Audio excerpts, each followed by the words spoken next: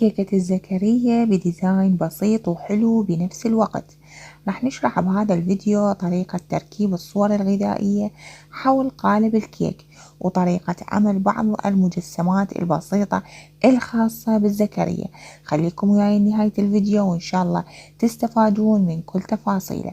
وأكيد ماكو داعي أذكركم حبيباتي، اللايك الجميل من إيدك الحلوة وتعليق حلو على ذوقك، وتعالي أشرح لك التفاصيل.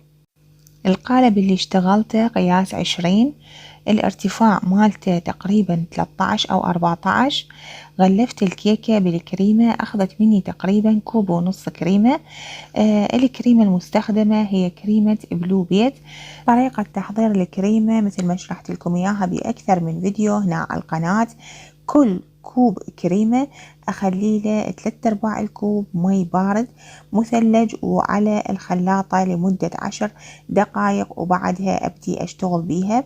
قبل ما أبلش بالشغل طبعا أخفقها بالسباتيولا بإيدي على مود تروح منها كل فقاعات الهواء وتصير ملسة وحلوة مثل ما تشوفون بالفيديو. وأكيد تركت لكم الرابط الخاص بالفيديو اللي اشتغلت به تغليف الكيكة بالكريمة بالتفاصيل بصندوق الوصف. اختاريت هذه الصورة وطبعتها على شيتات غذائية أو ورق السكر مثل ما نسميه، وحبيتها وطبعتها 4 مرات على الورقة الغذائية حتى أكون شريط ألفه حول الكيكة. طبعا راح أقص الصورة بالنص وأرفع النايلون اللي بظهرها أدهنها من الخلف بشوكولاتة بيضة حتى أحافظ عليها وما تفقع أو ترطب عندي. وهنا مثل ما تشوفون قطعت بحيث يكون عندي الشريطين متساويات بالارتفاع، حتى من ألفهم حول الكيكة يبينون كأنما قطعة واحدة أو شريط واحد.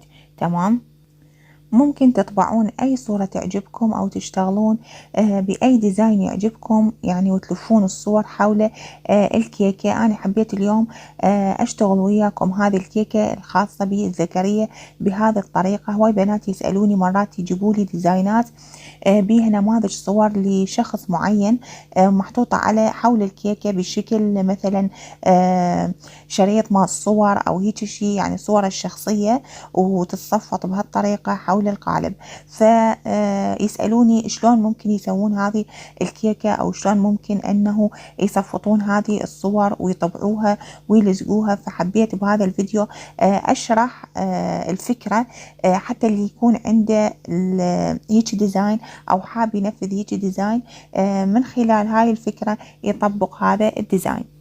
هنا مثل ما تشوفون دهنت أول قطعة وراح أجي أنزلها على الكيكة بهذا الشكل وأثبتها. تمام. طبعا ممكن تسوون القطع عالية بحيث تكون بارتفاع الكيكة، لكن أنا سويتها بهالشكل هذا حتى ما تكلفني هواية، يعني إنه ما أسوي ورقتين، لأنه تعرفون طباعة الورقة الواحدة 5000 دينار، فراح تكون عندي الكيكة مكلفة جدا. هنا أنا طبعت ورقة واحدة وقسمتها ورتبتها بهذا الشكل. تمام. وبعد ما ثبت الصورتين واحدة بجانب الثانية على الارتفاع مالت الكيكة مثل ما شفتوا، بعدها جبت عجين سكر لون أبيض، ضفت له شوية من مادة CMC حتى ينشف بسرعة، وبعدين بلشت أسوي به هذه الشغلات البسيطة من العجين، تونج أو يعني هاي الأمور البسيطة اللي نخليها على الكيكة مالت الزكريا، دنابق أو تونج أو مزهريات وهيك شي. بعدين لونتهم باللون الذهبي.